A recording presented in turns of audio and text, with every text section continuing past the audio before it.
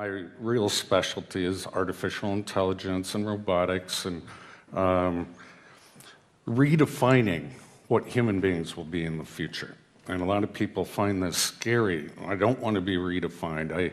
I don't like this idea, something that's beyond my control. The very sense of self is going to be altered. Well, you're actually under a lot of control systems, and you have been since birth. Indoctrination, how did you learn to speak the language that you speak? What's etiquette? How do you know how to behave in society and culture? So you've been indoctrinated. There are a whole bunch of forces that are controlling you and manipulating you at any time. So there's this field called cybernetics, and I'm going to define it as Wikipedia defines it, but it's a notion that we are not separated from machines. We're actually systems. And so it's a concept that we are all part of an economic system, we're part of a tribe, part of a culture, and that even bionics or other human augmentation, that was my speech yesterday, is still part of us. So let me define cybernetics for you.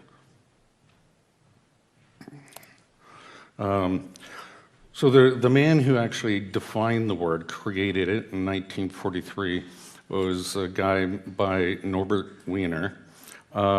Same time the CIA was created, by the way. But the science of control and communication in the animal and the machine. Now, there are many definitions of cybernetics. I think I read about 71 of them before creating this presentation. And many individuals who have influenced the definition of direction of cybernetics. So the man, Norbert Wiener, a mathematician, engineer, social philosopher, coined this word from the Greek, which means steersman or governance. He defined it as the science of control and communication in the animal.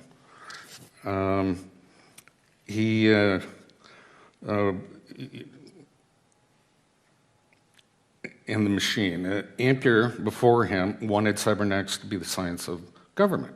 For philosophers, cybernetics was an experimental concern with the communication within an observer and between the observer and his environment. And there have been several other people that have tried to precisely define this word cybernetics, but it's a very difficult abstraction. And I studied under Noam Chomsky for linguistics at MIT.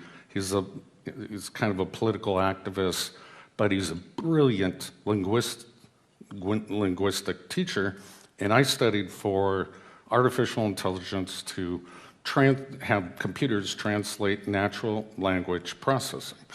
And this is all related.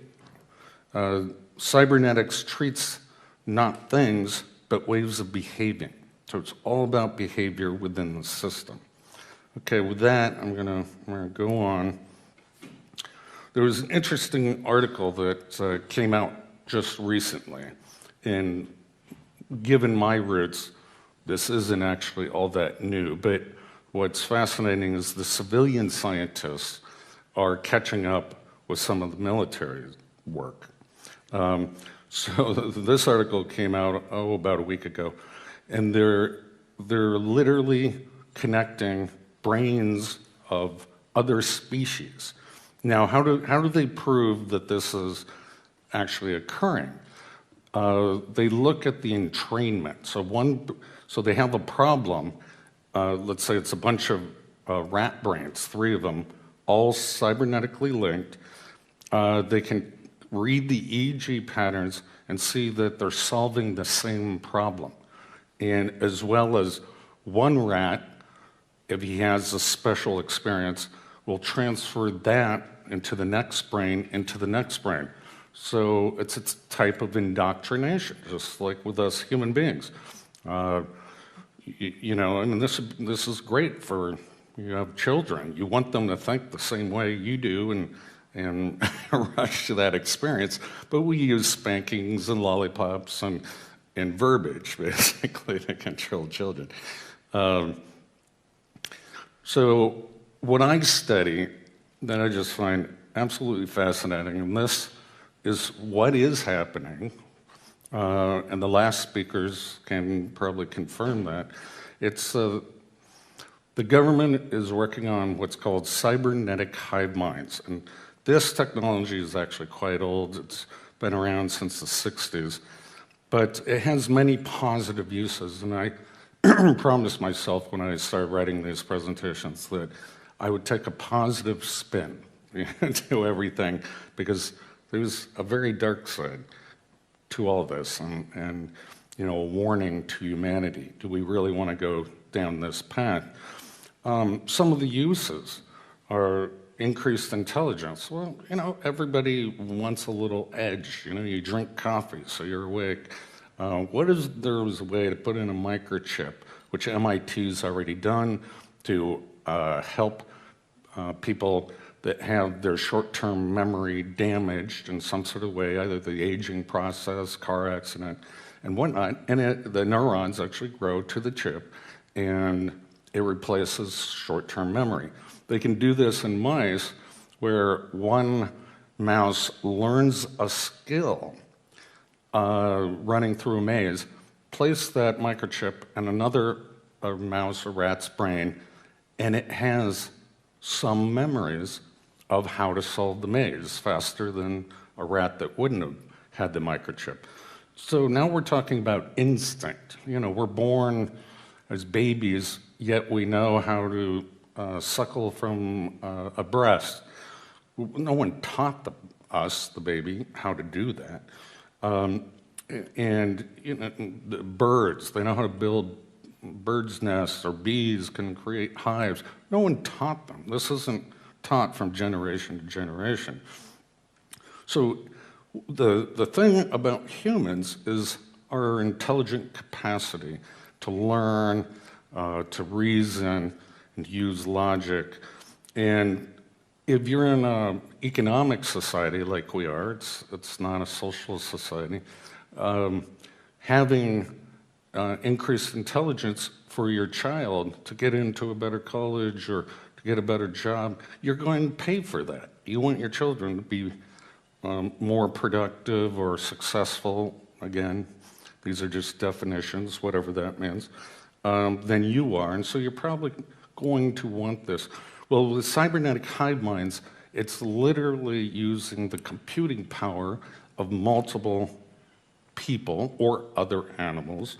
I remember reading one report by the Army that it's kind of a dark story, but they connected an ape's brain with a young girl's brain and a cybernetic, just two-person animal hive mind, and they thought the ape would recognize itself through multiple eyes and et cetera. It's not what happened. The ape ended up killing the girl, but they've been running these experiments for a long time. What are some other positive benefits? Well, they call it the bluing effect in telecommunications, where the frequency, the wavelength of light going through the fiber optic cables becomes bluer rather than red, which is a lower frequency, so you can carry more information. Well, we used to have snail mail, now we have email and phones, and we're communicating with the speed of light, and where the world's becoming smaller. But this is even more rapid. This is the next generation that you can communicate at the speed of thought. Now, there are a lot of repercussions for that, and we'll get into that. In these cybernetic hive minds, right now, about only 4 people to 6 people can be hooked up. And they're useful for things like brainstorming, sort of like a conference and communicating, but it's happening more rapidly. Now, if you have more than that, the brains become schizophrenic and the thoughts overlap too much and they can't focus on whatever the problem is that they're trying to solve.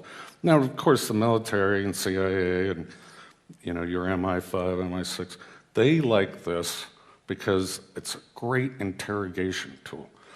Imagine you can't keep any secrets. You can't keep them from yourself. So what they're working on is not just the interrogation part of probing the mind, which you can do even in the dream state when you have no defenses.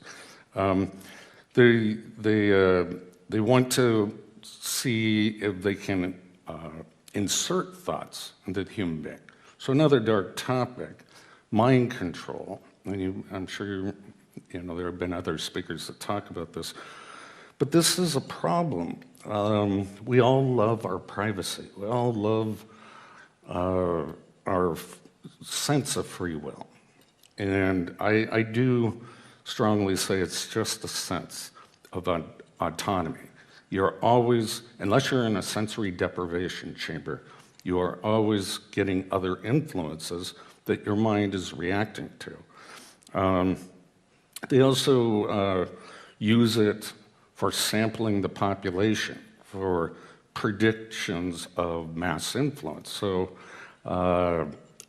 what if we say this on television, as a policymaker in your government, how will the population respond? What other words can we use? And so it's a way of testing and polling the population without them even being aware that that's happening. But my favorite is accelerated education. I spent so many years in school, and probably a third of my life. Imagine that you can pay for a system that clones your professor's ideas and thoughts quickly, eliminating all the errors of thoughts and et cetera. I mean, that's a huge boost to the economy because we spend so much money on education. But is that mind control? You gotta ask yourself, is education mind control? It's a way to teach people how to think. Is it mind control? And these are ethics and morals that you're gonna have to determine for yourself. So I was talking a little bit about mind control in particular, and something that I worked on that I'm not proud of, but it's called the voice of God weapon. So there are 4 different techniques and technologies that can pipe voices into an individual's head. And once you can do that, you can control them using neuro-linguistic programming techniques. You're rewiring their thought processes and brains. And so this gets into what's called offensive information warfare.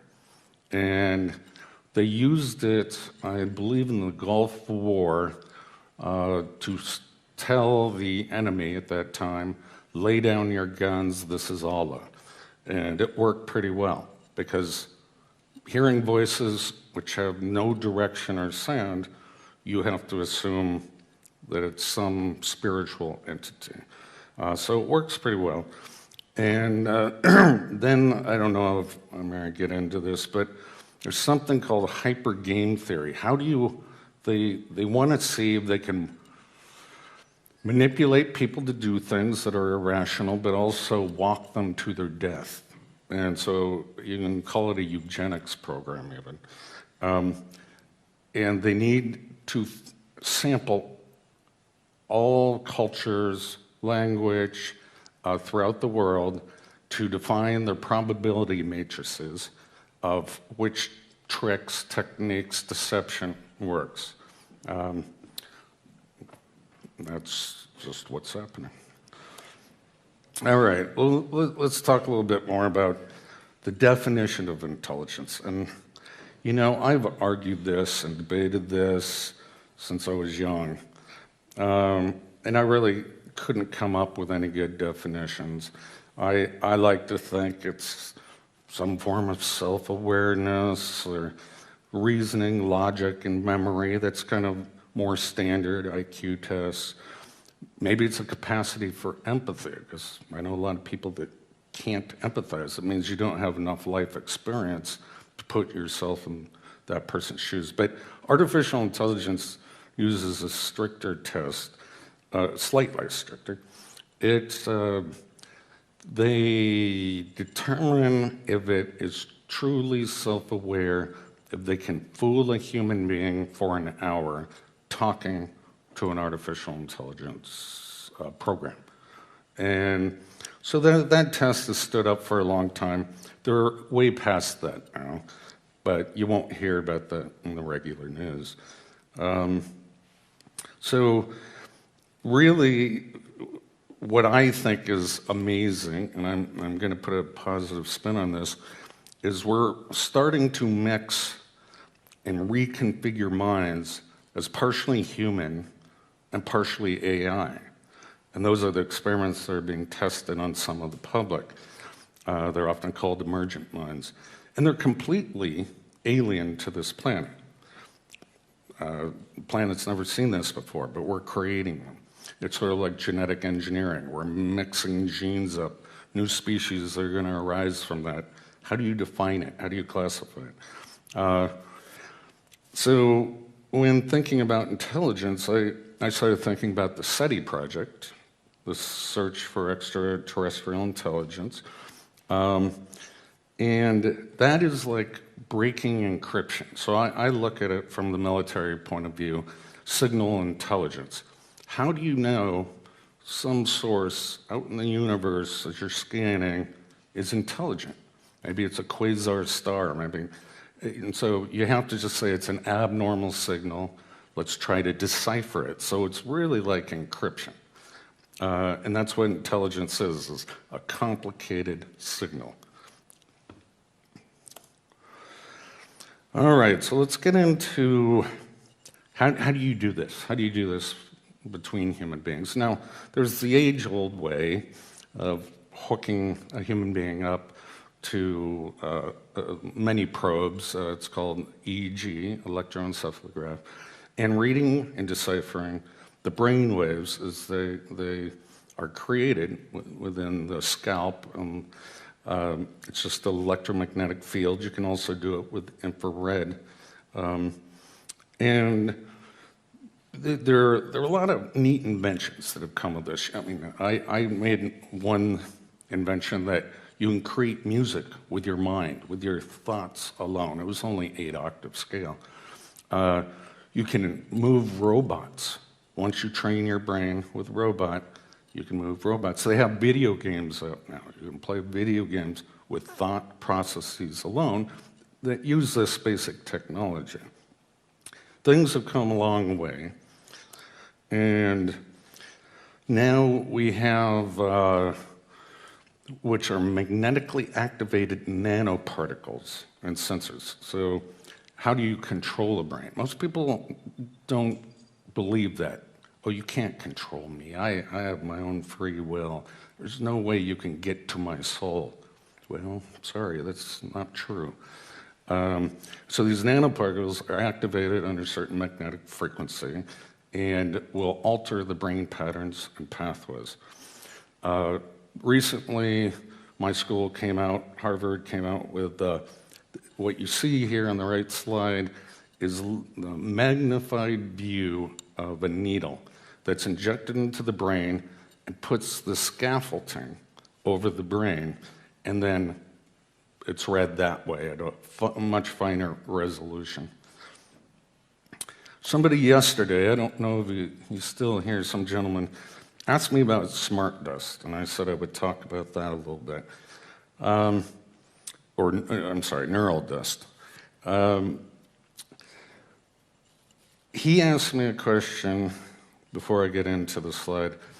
He hypothesized that mad cow disease was caused by neural dust experimentation. Now, my answer would be that agrees with most scientists. Neural dust is non-replicating, so it can't infect one cow or the other. I mean, they would all have to be injected if it were an experiment. And what really caused mad cow disease was something called prions, which is a protein that is self-replicating, form of encephalitis, and it's very rare that that disease is contagious amongst species. This version of it, mad cow disease, happened to be contagious to humans. So SMART does something different, and it's fairly new, last 15 years. And you can inject a person, and it's just really tiny microcircuits that act as transmitters all over your neurons, and they settle there, and then you can read them remotely. What would happen? Well, it probably would create something like mad cow disease, I imagine, but it's a way to read brains. It's one of the many techniques. So let's talk about a little bit about deciphering the audio and visual cortex. So researchers at the University of California, Berkeley have invented a brain decoder device that's able to work out what you're thinking based on neural activity inside of the brain. Now, they use mostly what's called functional MRIs. But you could use any of these technologies I talked about. If you're reading text in a newspaper or book, you hear a voice in your own head. Usually, most people are reading kind of aloud in their own head. Well, they can read that, decipher the words that you were thinking to yourself. And similarly, several other universities have been working on dreams. Now imagine being able to share a dream with your partner, or an interactive dream, or record a dream, or replay it to another human of some other life experience or dreams. That's the wonderful vision of the technology. The downside is what I talked about earlier. You can be programmed in your dreams. Many cultures, like the Indians, believe that dreams are spiritual, God is talking to them, and hence it's a good mind control tactic. But that's the time of hopefully our private, creative, subconscious processes going on. So there's another one, University of LA, maybe Stanford University. They are decoding visual images.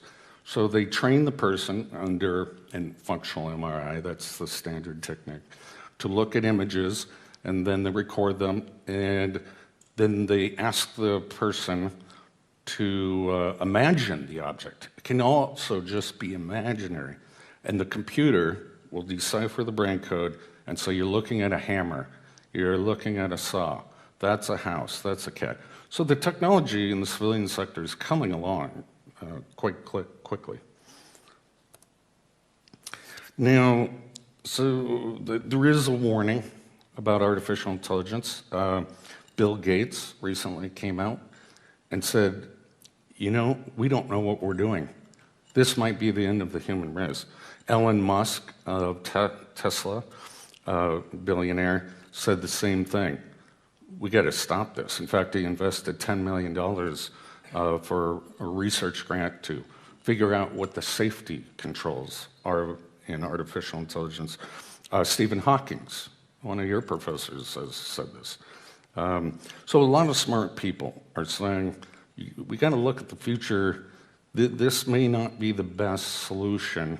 We have control of it now, but if something like Skynet from the Terminator movies comes online, we have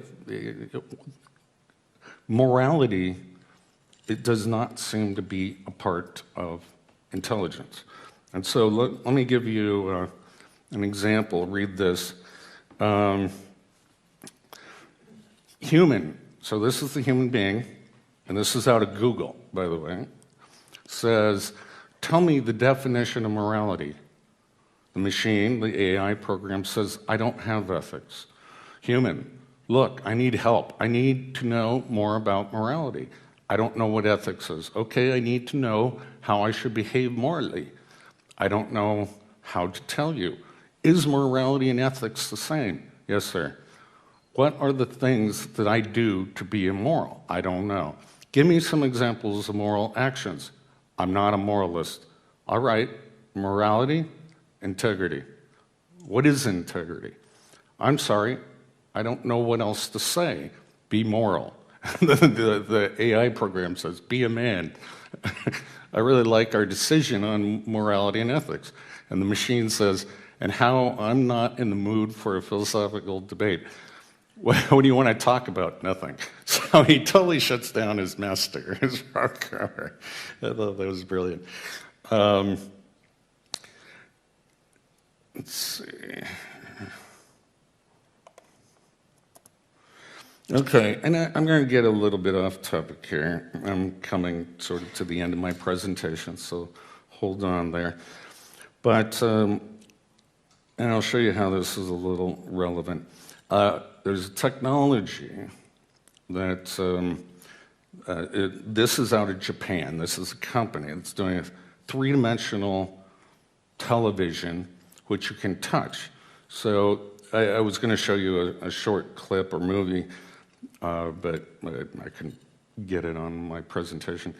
But this is a finger touching a femtometer. That's 1 × 10⁻15 guided lasers that, when they intersect, they create these glowing dots, and they can make it into all sorts of shapes and so. And the reason I bring this up is because this technology has been around far longer than, again, civilians know about. And it's a way that the Air Force is creating orbs in the sky, many orbs, through intersection of these high-powered lasers. Now, you can't see the lasers because they're out of our visual range, but where they intersect, they'll create a glowing ball. Now, that's great for Air Force because you're ionizing the air, and that creates a radar deflection. So you can, for your enemy, you can make it look like entire fleets are about to approach and bomb and whatnot. It's all an illusion. It's all an illusion. But this is a cool technology that's coming about. So you can imagine combining some of these technologies. Let's say you're reading someone's dream. Well, you can touch it and change it in 3 dimensions. I mean, there's a lot of possibility, a lot of potentials there. I worked on eye tracking, eye gaze interfaces for the military, the DoD, and wherever you looked, it's looking at your pupil and a reflection of infrared light. Your mouse cursor will move. And then when you're on whatever menu item you want to do, you blink and slowly, and then you drag it down, and then you blink twice, just like you do in a mouse click. And that's an operating system that's completely, hands off. I mean, there was also a voice recognition system built into it too. But what's interesting, if we can connect the visual workspace, and that's what psychologists call it, when you imagine things, you daydream, they call it the visual workspace, also with computer feedback into the mind. Imagine the possibilities, imagine them. So I'm gonna close up here, and this is very controversial. I know. So Revelations 18:23, for by thy sorceries were all nations deceived. And there's something similar to that by Arthur C. Clarke. Any sufficiently advanced technology appears like magic to a lesser civilization. And where I'm getting with this is Reagan had a speech at the United Nations, and he made it at least 3 times. And he said, if aliens were attacking us, if we would give up our differences and we'd fight the aliens. And he was just trying to make a point. Maybe a new world order is something we need to think about. Maybe we shouldn't have these wars. It's an interesting way to put it. But that's how we try. Is usually governments create fear, terrorism, whatever it may be, and then we all got to stick together. And that gets into, false flags. And so Project Bluebeam, which is just rumored. This is true conspiracy theory here, although I know it's possible. That somebody apparently from NASA leaked this as something they were working on. And telepathy, electronic two-way communications. Well, we have that now. And that's very scary if you never experienced it. Making humanity think an alien invasion is about to occur at every major city. Well, we have holograms in the sky. I describe that technology. And, they talk about other things that might make this come about. But all I am saying is beware. So, for example, I'm going to say something controversial. I love crop circles. I think they're just beautiful art. And the effort to make them is incredible. But I happen to have known a few gents back in America that were engineers and artists, and they built a machine that was all automated, GPS run. They would do the design, and they built a 10-mile crop circle in Nevada. You could only see from airplanes or satellites. And it was gorgeous, But I was impressed by the engineering. I don't know if they're real or not. So I love mystery and wonder. And all that gives us, I think, as humans, we want hope. We want to think we're not alone. Somebody will save us from ourselves. And so kind of in closing, is this the end of humanity or a beginning of a new species? Many believe that transhumanism will be the end of the human race. I kind of disagree with that. Perhaps it's just a redefinition of what the human race is. What if we are the mothers and fathers of a better species than our own? Perhaps we can amplify love and happiness, end all wars. Perhaps the new world will be more perfect than what we have now. I don't think we should be scared. We should embrace the future and understand the consequences. Questions? The mad cow disease, because of... Oh, okay, that was you, yes. Me, sorry. I don't know how far you are into the research of the disease itself. You know more than I do. Okay. Yeah. If it's okay for you, I will just fit in the facts, because the transmitting agent was crystalline. They burned it at 800 degrees, injected it into the brain of the next animal, and it still transmitted the disease. So what is transmitting is the barium strontium, the piezo crystal. Not necessarily. Now, remember, a prion is a protein. It's not a virus. It's not a bacteria. Yeah, it's a protein that self-replicates, and it's immune to high temperatures. So you can't cook the meat, and that won't get rid of it. The prion goes away at 800 degrees. Only the crystalline, right. 800. Yeah, 800. that sounds about only right. Ash. Yeah. Right. And they managed to transmit it at 800 degrees, introducing the ash of the brain of an infected animal into a healthy animal. This is one part. Okay. The protein prion chain appears when the nervous system is dissolved, because the mercury is stripping the nerve, and the lack of copper is dissolving the nerve. So basically this is dissolved nervous tissue that recombines with other heavy metals that are available to rebuild an artificial. What made you think it was smart dust, or... It just from the geometry, if you have a new core, like a piezo crystal forming the center of a neuronal... what causes the holes in the brain? Then the nervous system regrows. Instead of copper prion protein, it goes barium prion protein chain. And this connects to the piezo crystal. So we have an antenna system that is spitting out electrons on command by radio signals and introducing the electric signal into the animal-owned nervous system. So this is exactly the concept when you go into YouTube and you look for concepts of self-assembling nanobots. So what's the cover-up? Why are they covering that research? I don't know what they try to do. I guess it was an experimentation how far the system affects the health. Because what they did is they had a mandatory vaccination with a gelate that pulled out the copper of all the cows. And this is where the disease started. The lack of copper started the disassembling of the nervous system. And having a completely senseless mandatory vaccination causing this pandemic of mad cow disease looks like experimentation to me. Huh. Sorry, it's just the setting looks like. I don't have internal information who did it. And the piezo crystals come via the chemtrails. It's the main compound of chemtrailing is the barium strontium titanate. Wouldn't that affect humans as well?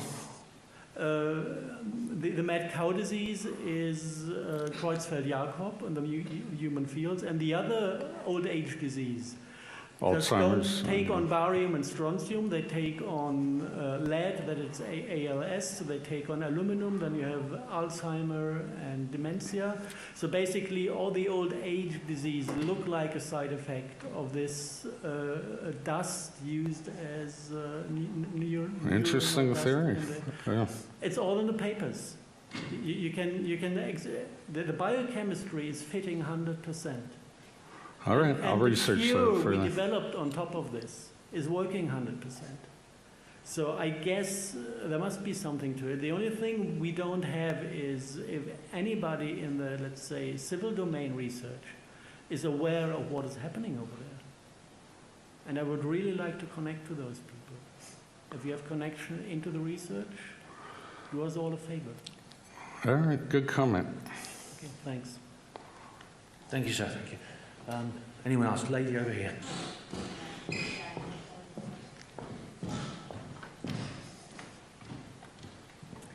I was just wondering if you could speak more on the allowing supernatural forces going through the fiber optics and the coast cables. What I said about bluing through the fiber optic cables? I just saw on the screen, you said something about allowing a mixture of supernatural forces that could come through the fiber optic cables. Oh, yeah, I'm not sure if I said that exactly. Oh, I think there was something I think it was the last slide maybe. It said something like that. Yeah, the last point right there. Oh, yeah, there it is. Just wondering if you could maybe elaborate. No, but see, this is supposed to be deception.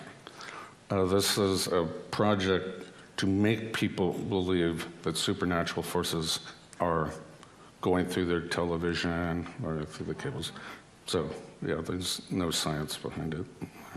Thank you. Gentleman over here. Yeah, can you elaborate on hypergame theory and so-called walking people to their death? Okay. Yeah, so hypergame theory came out of a professor at Dartmouth, obviously funded by the Air Force and DARPA, and et cetera, all the acronyms. And it came from a man that died recently, a brilliant man named John Nash, who there was a movie made about him called The Beautiful Mind, and he was a mathematician who won a Nobel Prize. And he created game theory, which is used in economics as well as war theory. Now, it relies on rational players. So you run these simulations. What will China do if we make this move? What is the game, the war game going on? Or you can use it in business, similar process. Hypergame theory is one level above of that abstraction, that you don't know what game they're going to play. So they use it in cyber warfare, mostly. And attackers, hackers, they'll use several different techniques. but the defenses, the administrator and the virus protection, they don't know what game these hackers are using. So they create a probability matrix over the period of the time of sampling all the different kinds of hacks they get. Now you can apply this to other aspects of life. The way that I was using it is they're trying to, it was called mind hacking. So they're trying to hack a targeted individual, and the targeted individual will create mental defenses as best as they can. They'll go to their social networks. Well, what do? They try to disrupt the social network, so you have no family or friends. It's a back and forth game that they're trying to find out the maximum probability of death, and the example that you used, where you'll commit suicide or you'll harm somebody, become a Manchurian candidate, or something like that. So it's huge database of probabilities across all the variations of mind. The human genome, I think we have, I'm going to get this wrong, so I'm not even going to say it, but a finite in the hundreds of thousands of different genes across our species. And we mapped them out in the Human Gene Project. Well, now it's the Human Mind Project, the Global Brain Project. President Obama just recently funded a whole bunch of scientists to decipher the mind. Well, our previous president, same thing, George Bush, said the same thing. They're trying to decipher every possible thought and uniqueness due to culture and language and whatnot. Thank you. Another one, please. So Matthew, we're just going to have a reply from this gentleman. Yeah. Well, if there's no accountability or transparency in the development of all of this, how is it possible to have a positive outlook on this topic and humanity? Oh, that's a typical question. I guess keep pressuring your government for transparency.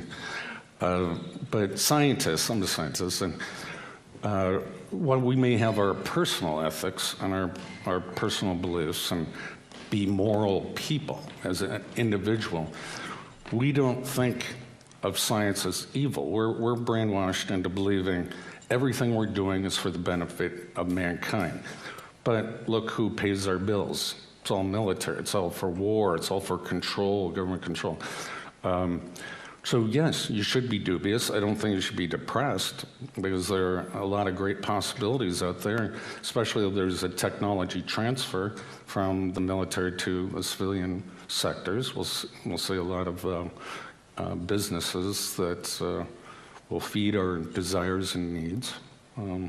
I wish I had a better answer, but yeah, it's scary. I've got a quick question. Just to confirm, you said you were a little bit embarrassed, ashamed that you'd worked on a project called The Voice of God. Yeah. And to your understanding, it had been used in the Iraq War, but you worked on it. Can you tell us what the name of the project in the military as it was being developed was, and how much was spent on it? Oh, no, I wasn't interested in budgets or names. But the nickname was Voice of God. But it goes under a lot of different names, different variations. And so let me talk about some of the technology. It's called the microwave hearing effect, which with directed microwaves, this was discovered by a guy named Frey, and they're not totally sure what the mechanism is, but they hypothesize that the brain expands ever so slightly with this energy, heat energy, that gets conducted to the inner ear. There are several other technologies that use ion cyclotron resonance heating, or calcium C2+, as a mechanism of influencing the nervous system. And all the ions have their different resonances under the Earth's magnetic field. And then you can go into the ultrasonic realm, where anybody in the beam with one of the ultrasound waves won't hear anything. It's above human hearing. But where the waves intersect from two different directional sources, all of a sudden that person hears it, and that's called the audio spotlight.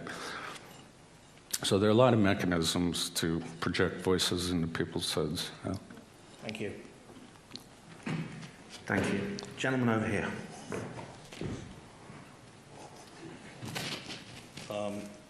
Due to some unusual experiences in the past, I'm interested in the phenomenon of time.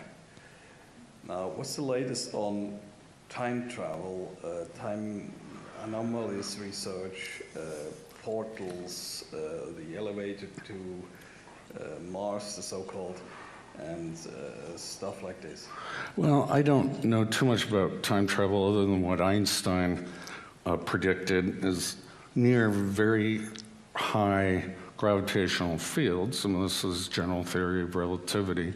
So like near a black hole, you can shoot yourself into the future if you circle around it. But, and you know, we have that CERN super collider that's online. That's going to create some interesting relativity effects. I don't know any instrument that can beam you back in time. That would be a paradox in the universe. The gentleman wants to reply here. Actually, I developed some kind of a theory which is more spiritual in that sense. It is that we have been in the future, maybe 10, 15, 20 years from now, at an extension level event, facing this, and finally having come back from the future, and trying to change the present right now, just living our own lives again. And this isn't much about physics, but it's also a spiritual thing and time travel thing. Could you imagine that something like this is possible?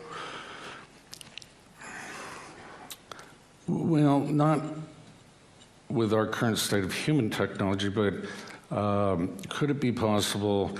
Well, right now the greatest physicists say that we have an infinite number of parallel universes to our own, the one that we're experiencing. So that would be shifting from one universe to the other. Spiritually speaking, you know, I would say that your mind is very good at modeling the future and prediction, and you're coming back from that saying, this is what I need to do to change my life. That would be my guess. Okay, ladies and gentlemen, this lady over here.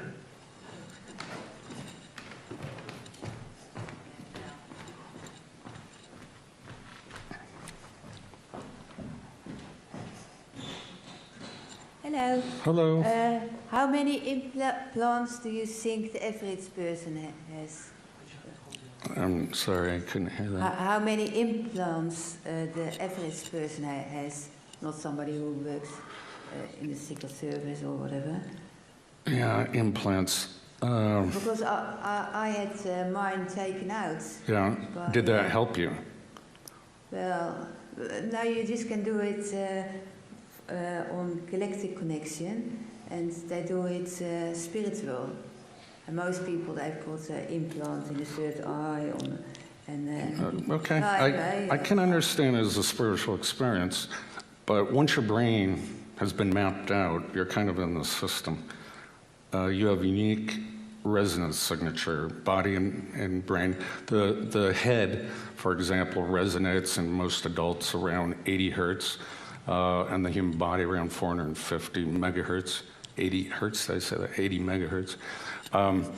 But you have a unique signature, everything from your fingerprint to your unique brain patterns.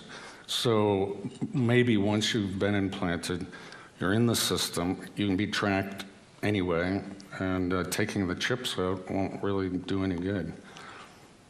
No, but it's a spiritual process, what they do. They take it out spiritually. Haven't you heard of it? Well, yes. I don't know. And it's from the organs. They put implants in people. I have heard of it. I only know military and the experimentation they're doing on humans, so I can't really respond to that question. Yeah, but how many do you think people have on average? Well, for my research, I've interviewed about 1,000 people, 900. I estimate a minimum of 10,000. Now, but one person, how many implants have they got? Oh, in a single person? Well, it depends. Are we talking about neural dust, as I spoke about? Which, those are millions and too tiny for you to... Thank you. It's a lady at the front here. Is that it? And this lady here, I'd like to ask a question afterwards as well. Okay, That's all right. Sure. Hello. I have a question that relates to step 3 in Project Bluebeam. It concerns telepathic electronic two-way communication. I wondered if it was possible for images to be directed into the thoughts and the minds. For a number of reasons for myself and I've spoken to Yeah, in fact, all 5 senses can be mildly overridden depending on the state. Now, if you're in a sensory deprivation tank, your mind seeks stimulus, hearing, sight, temperature, anything. So if you're in that situation, your dreams become your reality. Your brain cannot tell the difference. But in other circumstances, if you stay well stimulated, it's difficult to project visual images into the target. But even university professors are working on this. So yes, it's absolutely possible and is being done.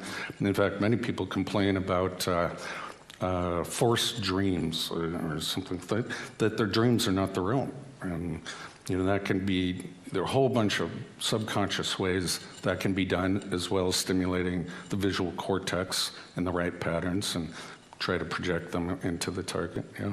So who would be projecting these, which organisation would be projecting these, who's responsible? Can't say. Okay, but it just seems to be very real because I've heard it from more than one source, and it can be quite real. Because you're awake, you're not asleep necessarily. Yeah, and it projects also in the visual workspace, as I mentioned before. So it's like your third eye, and you can see both your, through your retina, as well as this other projection at the same time. Your brain's been rewired, and it's inserting this third eye projection, if you will. Is there any way we can protect against it? No, great question. No. No, you can dampen the effects through stimulating your senses, like music or that kind of thing. And that seems to help. Certain drugs can dampen the effects. But no one's found a little device that you can wear around that will block the signal. Hat you can wear. No, tinfoil hats, no, they don't work. Thank you. I reckon we've got time for about 2 more. There's a lady up here who wants to ask one, and then I'd like to ask you a question at the end, if that's all right. Oh, sure. Sure, here we go. You were talking about forced dreams. I know of 4 people in 2012 that had dreams about Atlanta, 2 in the UK and 2 in Florida, who kept having dreams about Atlanta, and 2 ended up moving there and 1 ended up going for a few months. And it's strange how we all kind of found each other there in Atlanta. But I was telling a friend of mine this before, and she said that ages ago an ex-FBI agent told her that there was a really large underground base in Atlanta where they're doing human experiments, and I know it sounds mad, but have you ever heard anything? Not in Atlanta, but they are everywhere. I mean, I've heard the rumors. I've been to a couple secret bases in your countries, but no, I didn't find any human experimentation going on. But one of the things we were talking about, mind control and manipulation, Part of the research they're doing is to see if they can manipulate people to run into other people. They call them information couriers. It's just part of a big game that the intelligence agencies are playing. Okay, I'll come down on the stage, actually, because I think it's probably going to be the last question. Now, Dr. Duncan, you've given us a lot of reason over the last 2 days to be concerned by the potential for abuse of this technology.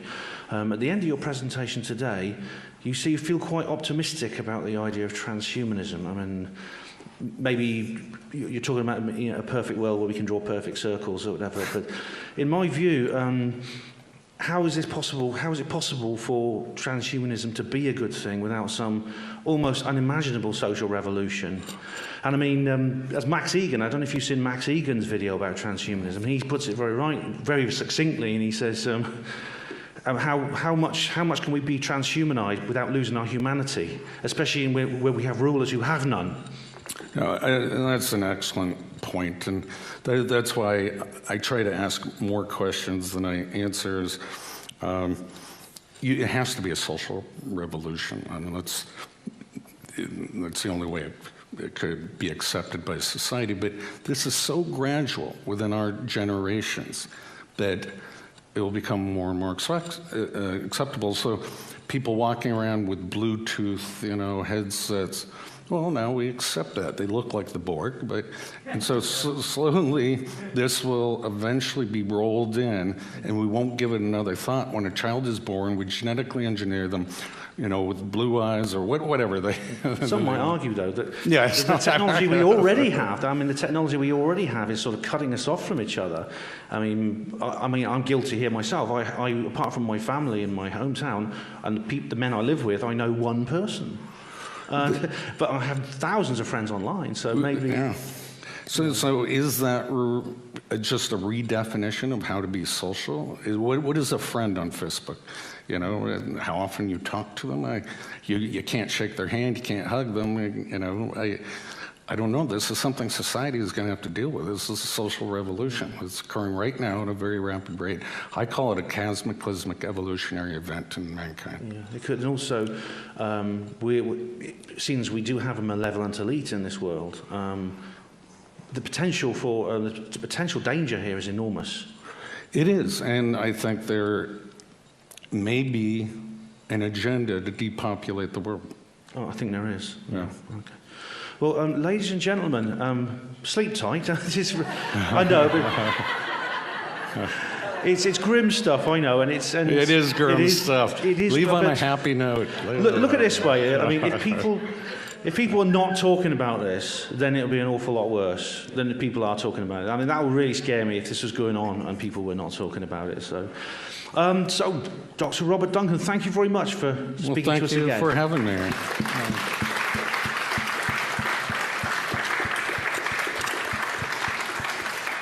Okay, the man I want to speak to is here. We've reached the end. Yeah. Okay. Well, this is the end of the second international conference for the BASIS project and its first film festival. Thank you, Robert Duncan, for coming the whole way from the United States. Thank you for the rest of you for coming here. It's been tough. There has been major new things discovered and behind the scenes happening here. We've had a few things here and a few things there. Very exciting. You're all invited to go to the Marlborough for 8 o'clock. This is it, and thank you. And could I just have one final word for Matthew Williams, who's our videographer and vision mixer. The great talented people outside, Roger and Rosemary, Nicole, and our other guy who helps protect the web. The website was given a bit of a hit, I gather. And Ben, who stood in instead for the wonderful Danielle, and let's wish Danielle the ability to be able to go outside and come on her own next time. So to you and the BASIS project abroad and online, and all those who have been here, and to Gary, my dear friend, God bless, safe home, good luck, and have a nice time. Yeah. One more thing, ladies and gentlemen. Before you go, don't forget to say a big thank you to Mr. BASIS project himself, Mr. Miles Johnston.